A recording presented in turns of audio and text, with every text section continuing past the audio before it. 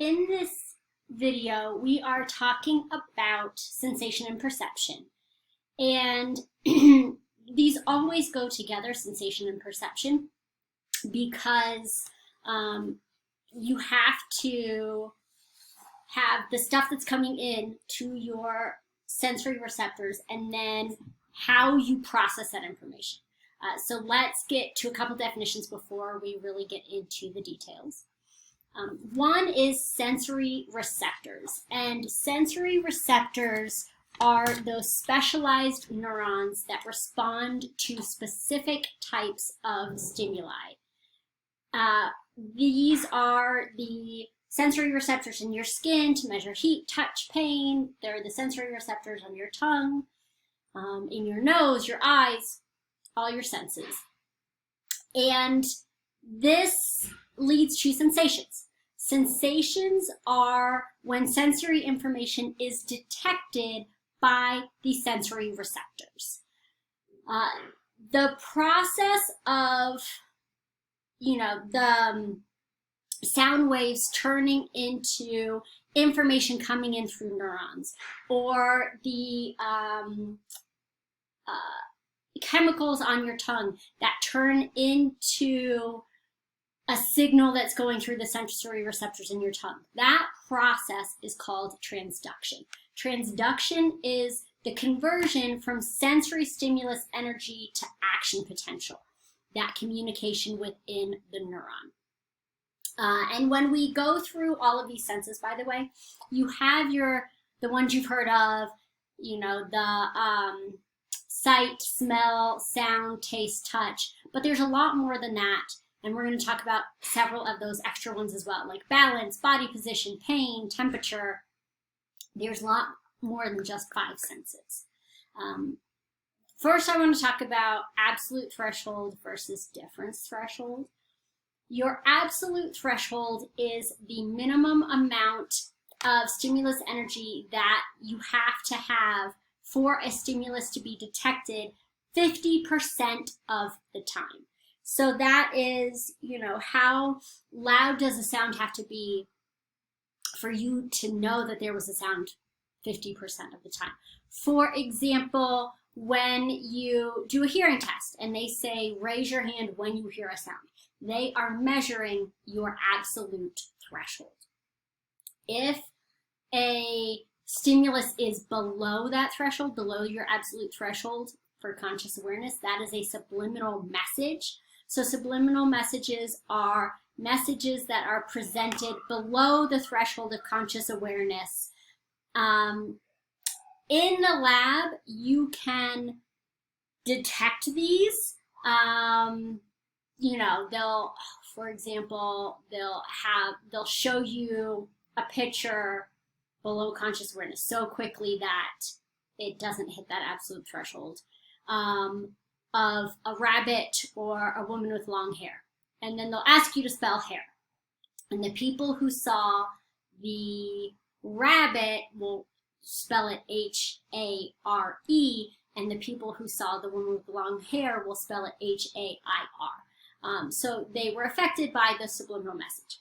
However, out in the real world, you don't really see, it doesn't really work. It's kind of just in the lab that they can make that show up. You also have difference threshold.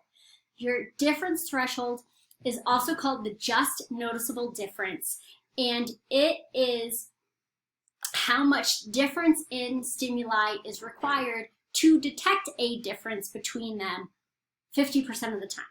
So this would be in a hearing test, if they say, which ear has a louder sound, A or B, or your left ear or your right ear. And if you can detect this sound is louder than that sound, that would mean that it has hit your difference threshold. If you're holding 2 weights, is this weight in your left hand heavier than the weight in your right hand? If you can tell one is heavier than the other, it has hit that difference threshold. And for some things, the difference threshold is a constant fraction. That is what Weber's law says. It is the idea that the difference threshold is a constant fraction from the original stimulus. And you don't need to memorize what the fractions are for Weber's law. I'm going to use real simple math, so I'm not trying to do hard calculations. But for example, if it was 50%, if you had a 10-pound weight in this hand, the weight in your other hand would have to be 15 pounds for you to tell they were different. If it was 14 pounds, you wouldn't be able to tell the difference. If this one was 20 pounds, this one would have to be 30 pounds. That would be the idea of Weber's law. It's a constant fraction. And again, you don't need to memorize what those fractions are. The next thing we are going to go over is perception, and then top-down and bottom-up processing.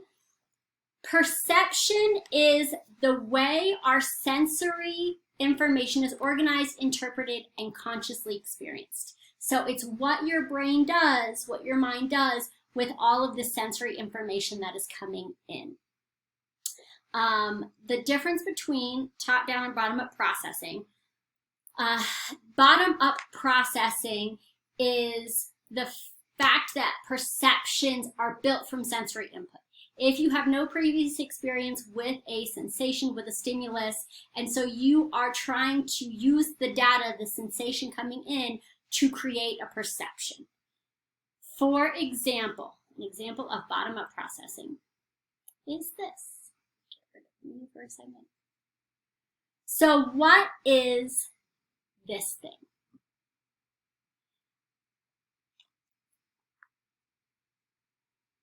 This is a cow. And here I'll draw so you can see. So you have, here's the face, ear going up, there's the head, you have the nose here, eye, body. So, and then this is kind of like side of the face. So this is, excuse me, excuse me.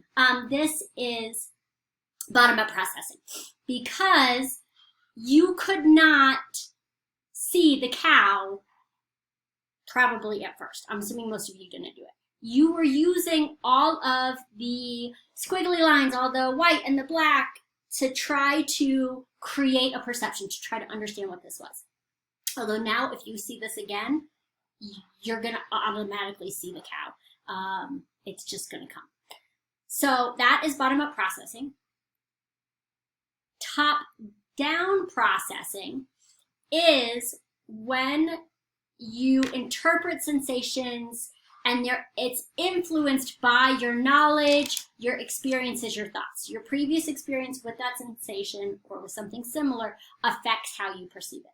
Here is an example of top-down processing.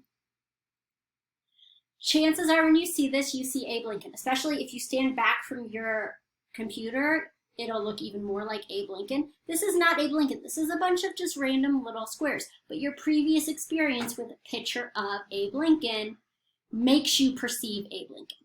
So that is top-down processing.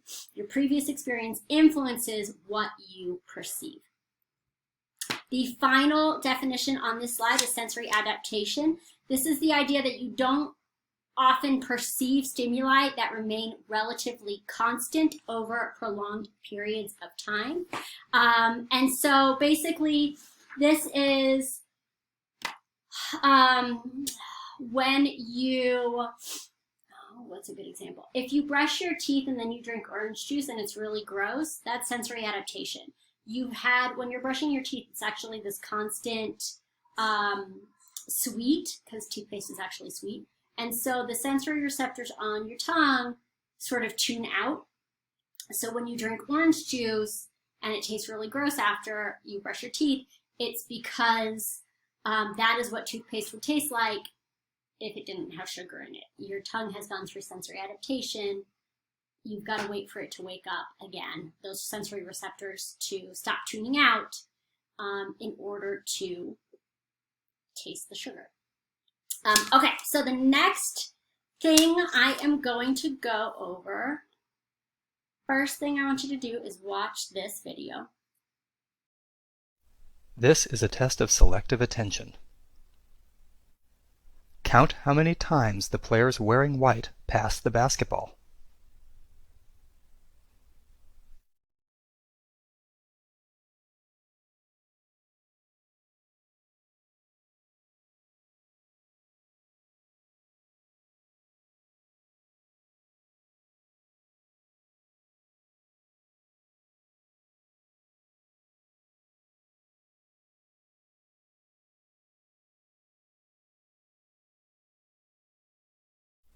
How many passes did you count? The correct answer is 15 passes. But did you see the gorilla?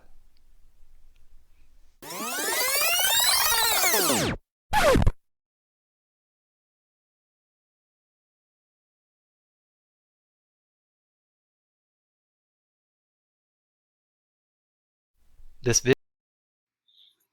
And okay, so question for you. Did you see the gorilla? Chances are some of you didn't. This is because, well, what this is, what the gorilla is an example of, like I think it mentions in the video, it is inattentional blindness. Inattentional blindness is when you don't notice something that's completely visible because you're not paying attention. Inattentional blindness is a version of selective attention. The reason you didn't notice this totally obvious thing is because you were focusing on the people in white. The gorilla was black, like the people in black shirts. You were not focusing on them. You didn't notice something that was visible because your attention was elsewhere. And the next thing I am going to do is I'm going to show you actually another video, another example of inattentional blindness. And this is an example of sort of what you see in this is one reason why people can be so bad at eyewitness testimony. Because if you aren't trying to pay attention, you're not actually going to pay attention. You're not going to notice something that might be important later on for identifying, you know, a suspect in a crime. So watch this other video connected with inattentional blindness. The brain is constantly bombarded by far more information than it can handle. If we tried to process all of it, we'd be completely paralyzed. As a result, we have to attend to only a small part of what's in front of us at any given moment. Sometimes attention can fail and we lose focus. This is what happens in what we call inattentional blindness. Pay attention. You're about to be tested. For this game, you get to be the referee and judge whether the kicker is able to put the football between those two yellow uprights, 20 yards away. Tracking a small moving object at a distance might be difficult, so watch the ball closely. Spirit, let's hear it. Spirit, let's hear it. S-P-I-R-I-T, Spirit. So, was the field goal good or not? As the replay shows, it's good. Pretty easy, right?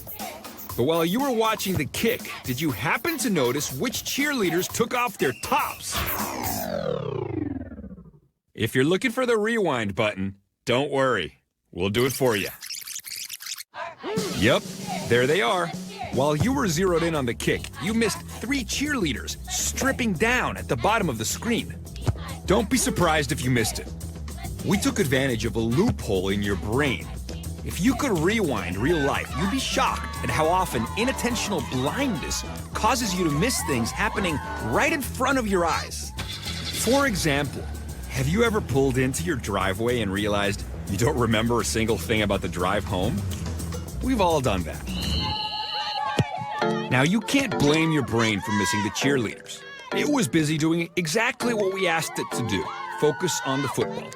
And it wasn't just your brain that had to focus. Your eyes had to do some focusing of their own. In order to smoothly track the moving football during the kick, your eyes had to stay continually fixed on a small, fast-moving object.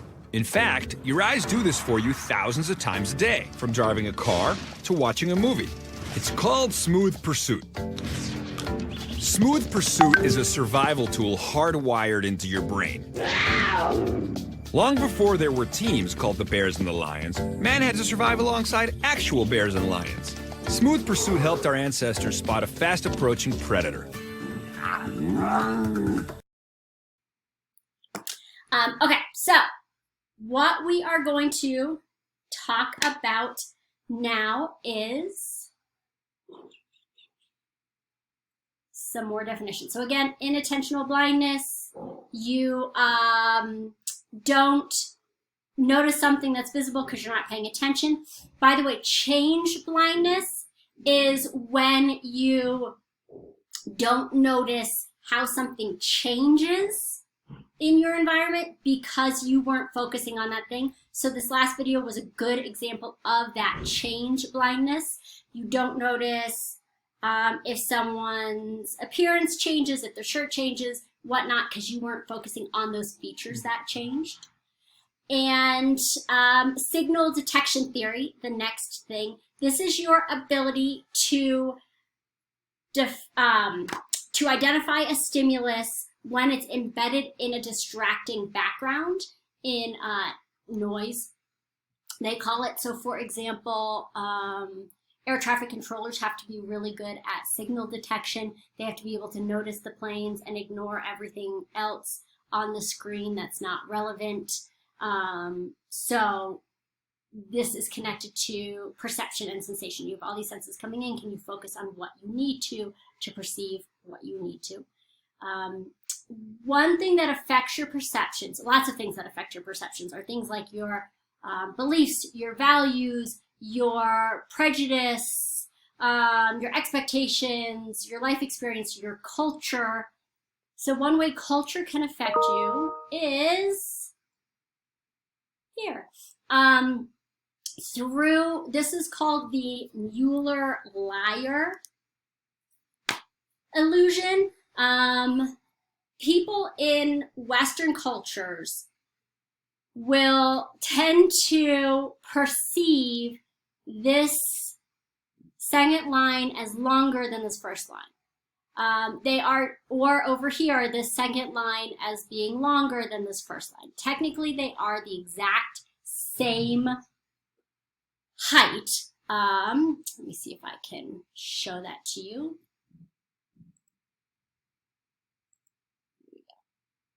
Do it this way. So if I do a box starting at the top and going down, they are the same. Oops. And then same over here. We have a box that starts at the top,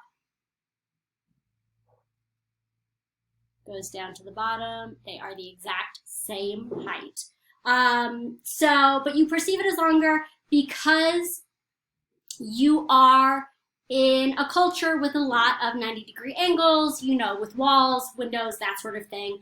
If you are from a culture that does not have a lot of 90-degree angles in architecture, for example, in Rwanda, a lot of the traditional homes are circular. So there are no 90-degree angles within the home, then you're not susceptible to this. You don't screw up the Mueller-Lyer illusion. You are able to perceive them as the exact same height. So your culture affects what you perceive, whether you see it as longer or not. So that is sort of a little background on sensation and perception and how they're connected. Next thing we're going to do is we're going to get into a discussion of some different senses. And we are going to start with vision. The parts of the eye that I talk about now are the only parts you need to know. If I don't talk about it, you don't need to know it. So let's look at this eye. Over there a little. Your cornea. The cornea is at the front here. It is the transparent covering around the eye. So the cornea is the transparent covering, oops, let me fix that, around the eye.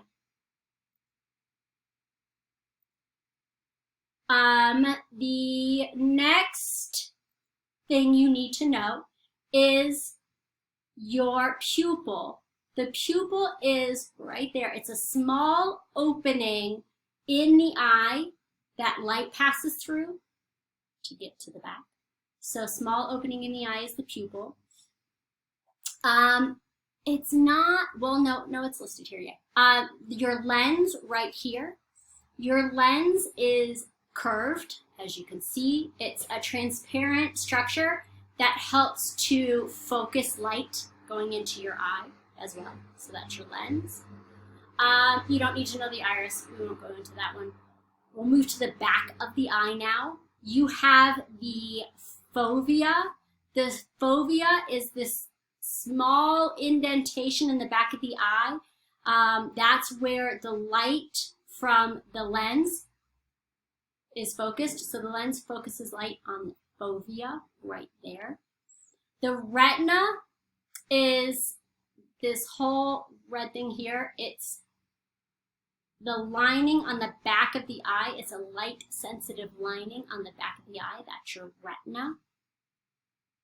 And then you have your optic nerve right here, which connects to the back of the retina and sends information to the brain. The visual information goes from the eye to the brain via the optic nerve. So a few more. So again, we went over cornea, that covering over the eye, the pupil, the opening in the eye, the lens helps to focus. The fovea is where that light is focused.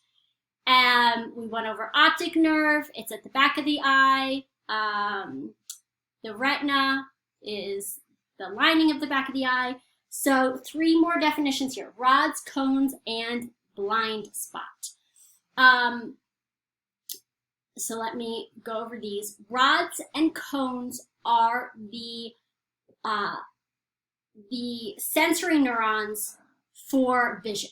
You have, we call them photoreceptors. The type of sensory receptor for vision are photoreceptors. So you have rods and cones. Rods are in charge of black and white vision, basically. So they work better in low light. They are good with like movement, whereas your cones are different. Cones are the photoreceptors that are in charge of color vision. They do not work well in dim light. So, for example, that's why it would be really hard to tell the difference between red and orange if it was night when you were seeing the colors, because that's when your cones are not as effective.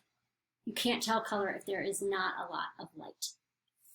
So for rods and cones, you have more rods on the periphery of your retina. You have more cones towards the center. So it is also more difficult to tell color on the periphery if you're looking at your periphery. And final word from here, blind spot.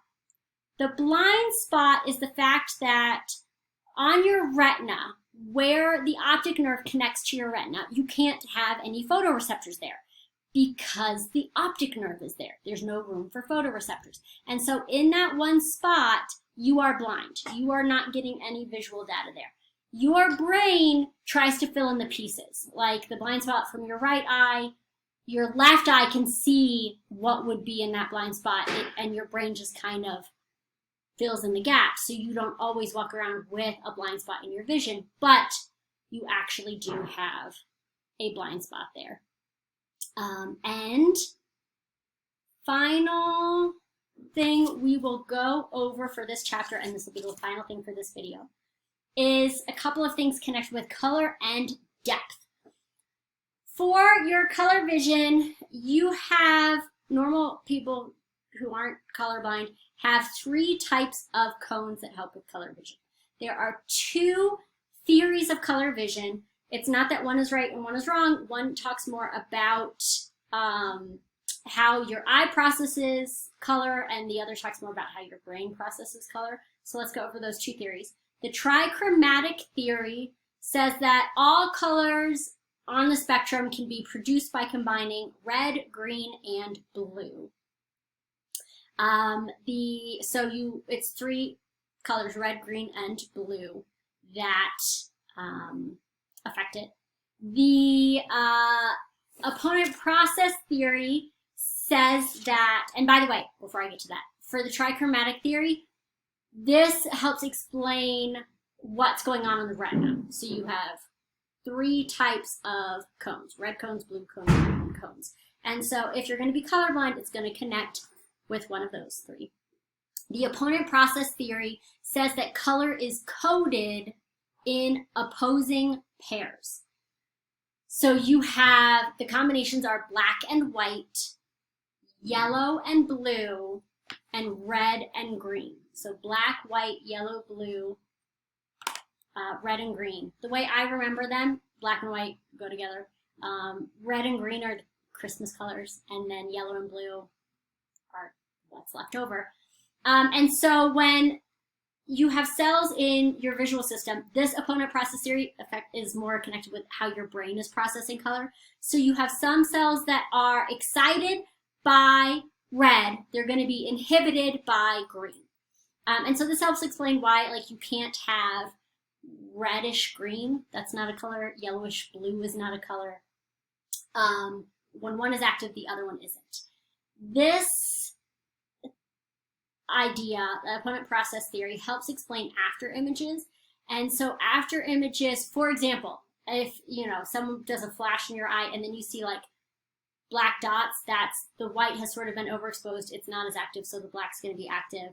Or if you stare at a certain color for long enough and then you look at a white wall, like if you stare at a red for long enough and you look at a white wall, it might look green to you instead, because the red has been overexposed, it's not as active, so the opposing color to green will be overactive, and it'll appear green instead. So again, what's going on in the actual retina? You have three types of cones, red, green, blue. What's going on in your brain? That is the opponent process theory. And then finally, final thing with vision is depth perception. This is a picture of a visual cliff. This is how we measure depth in kids. It's a table with a plexiglass top and a covering over one side. You put a little kid on one side, the mom on the other. The mom goes, "Come to me." And then you see what the kid does when it's at this fake cliff. Does the kid pause or does the kid truck right along?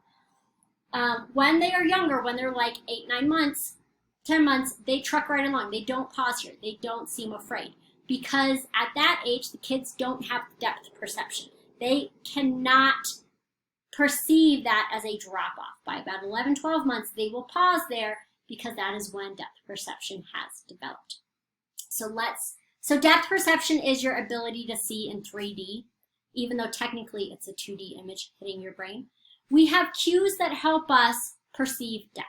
You have binocular cues and you have monocular cues. Binocular cues, you need 2 eyes. Monocular cues, you can use with only 1 eye. 2 binocular cues you need to know. Binocular disparity says that the greater the difference in the image on between your 2 retinal images, the closer the object. So the way to test this out, you stick your finger out in front of you. You look at your finger with one eye closed and compare it to something in the background, like I'm using my computer screen, and see where it is in location to that. And then switch in the other eye, and so it hops just a little. And then do the same thing with your finger close. It hops a whole lot more. There's greater disparity in the retinal image when the finger is close, so you know your finger is closer to you. You can perceive how far away it is, the depth, based on how different the 2 images are. That's binocular disparity. Convergence says that the more your eyes converge, the closer the object. So again, if you stick your finger out in front of you, look at it with both eyes, and then slowly move your finger closer, your eyes come together, your eyes cross. The closer it is, the more they cross, the more they converge. It helps your mind perceive depth. Monocular cues are ones that you can do with one eye closed all the time. You only need one eye to tell monocular cues. I'm going to draw a little picture here to help with this. Okay, so I'm going to draw again. I'm your psychology professor, not your art teacher. Please keep that in mind. There we go. Okay. So I'm going to draw this picture, and this will connect to several types of monocular cues. I'm going to use a lot in this image. And we're going to do, what else are we going to do? Draw a person up here.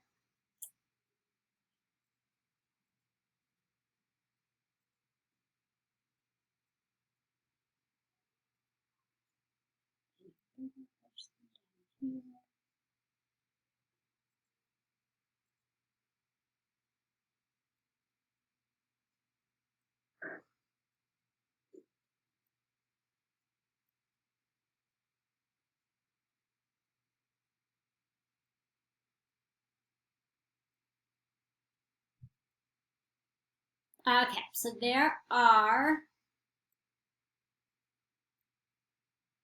a few different types of cues going on here. Let me do one more thing.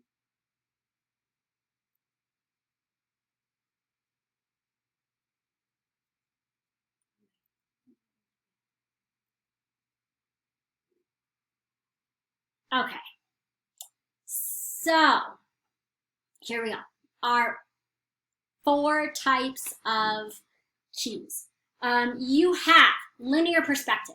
Linear perspective says that parallel lines come together in the distance. So these are supposed to be train tracks. Them coming together in the distance makes you perceive what's up here as going back more. Interposition says that when one thing is, interposition.